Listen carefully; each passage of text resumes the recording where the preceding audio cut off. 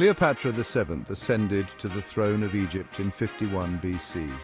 She was just 18 years old, a young woman thrust into a world of political intrigue and immense responsibility.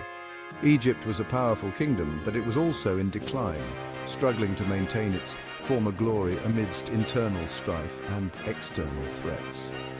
The Romans were encroaching on Egyptian territory, their legions casting a long shadow over the ancient land. Cleopatra was determined to restore Egypt to its former glory. She knew that to achieve this, she needed to be more than just a figurehead. She was a shrewd politician and a skilled diplomat, adept at navigating the complex web of alliances and enmities that defined the ancient world. She was also a charismatic leader who could inspire her people, rallying them with her vision of a resurgent Egypt. Cleopatra was the last of the Ptolemaic dynasty, a line of rulers of Greek origin who had governed Egypt for nearly 3 centuries. The Ptolemies were of Greek origin, bringing Hellenistic influences to the Egyptian culture and society. They had ruled Egypt for almost 300 years, blending Greek and Egyptian traditions in a unique cultural synthesis. Cleopatra was determined to be a worthy successor to her ancestors. She immersed herself in the study of ancient texts and the rich history of her land. She learned to speak Egyptian, which no other Ptolemaic ruler had done, bridging the gap between the Greek ruling class and the native Egyptian populace. She embraced Egyptian culture and religion, participating in traditional rituals and ceremonies. She presented herself as the reincarnation of the goddess Isis, a powerful symbol that resonated deeply with her subjects. Cleopatra's reign was marked by turmoil and intrigue, with constant threats to her authority from both within and outside her kingdom. She faced challenges from within her own family and from foreign powers, each vying for control and influence over Egypt. She was also a woman in a man's world, a rarity in the male-dominated political landscape at the time. She had to fight to be taken seriously as a ruler. Cleopatra was a survivor, using her intelligence, charm and ruthlessness to maintain her position. She used all of her intelligence, charm and ruthlessness to stay in power, navigating the treacherous waters of ancient politics with skill and determination. She knew that Rome was a threat to Egypt's independence, a looming power that could easily swallow her kingdom. However, she also knew that Rome could be a valuable ally. Cleopatra sought to forge alliances that would secure her throne and protect her people. Cleopatra needed to find a way to balance these two competing interests, ensuring Egypt's survival in a rapidly changing world. She would need to use all her cunning and diplomacy to navigate the treacherous waters of Roman politics, a task that required both strength and subtlety. Cleopatra's relationships with powerful Roman figures like Julius Caesar and Mark Antony were part of her strategy to secure her position and protect Egypt. Her legacy is a testament to her intelligence, political acumen, and enduring influence, making her one of history's most fascinating and formidable leaders. Tradition dictated that Cleopatra, as pharaoh, needed to share power.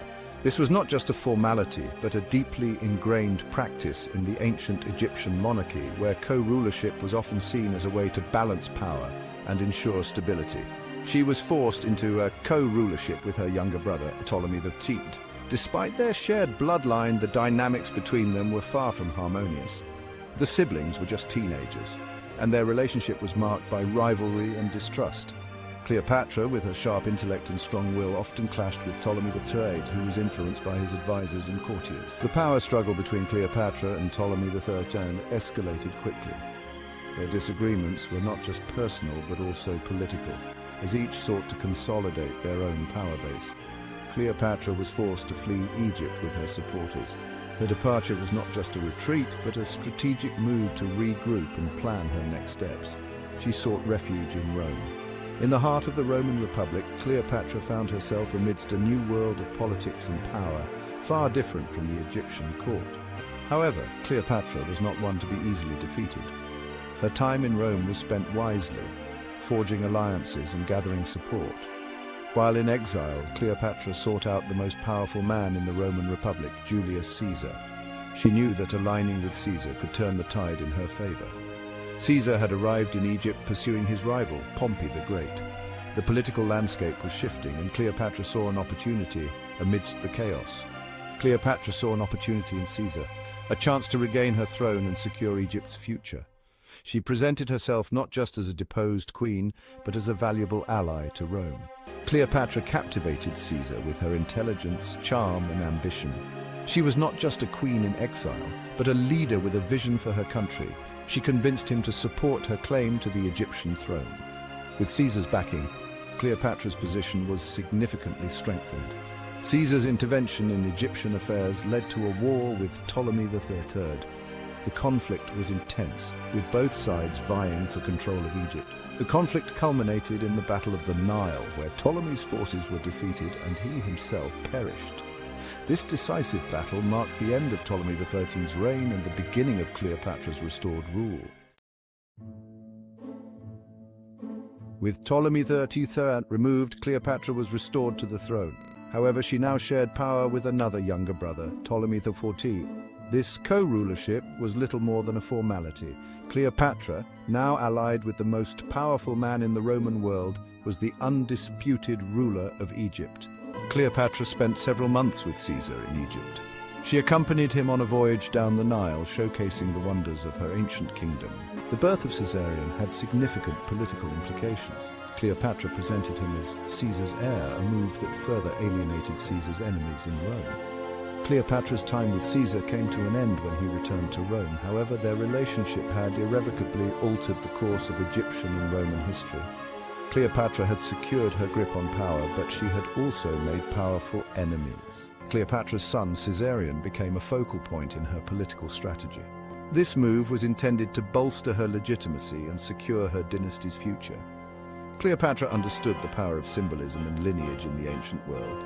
Cleopatra herself took on the persona of Isis, while Caesarion was portrayed as Horus, the divine child of the gods. This powerful imagery resonated with the Egyptian people, reinforcing Cleopatra's image as a divine ruler. However, Caesarion's existence also posed a threat to the stability of the Roman Republic.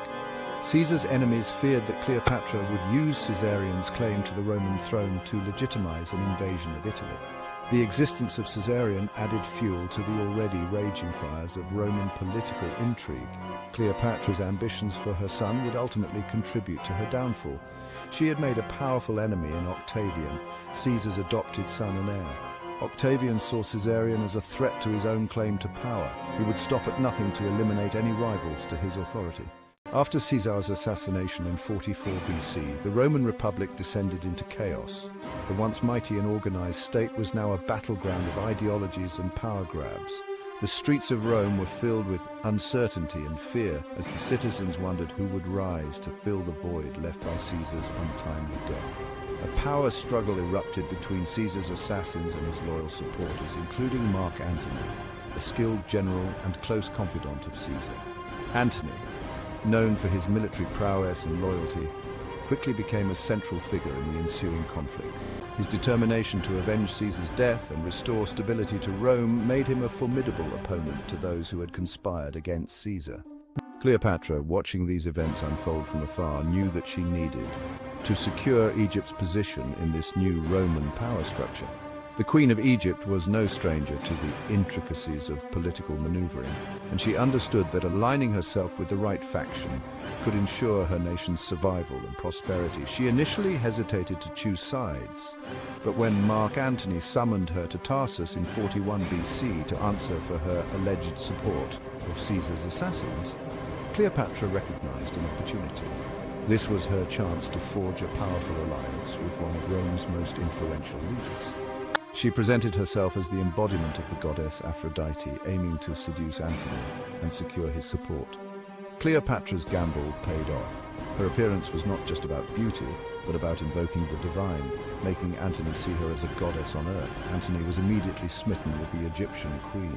Her presence, her charm, and her strategic mind captivated him, making him see her as an indispensable ally. He was drawn to her intelligence, her charisma, and her political acumen. Their conversations were not just about politics, but about dreams, ambitions, and the future of their respective realms.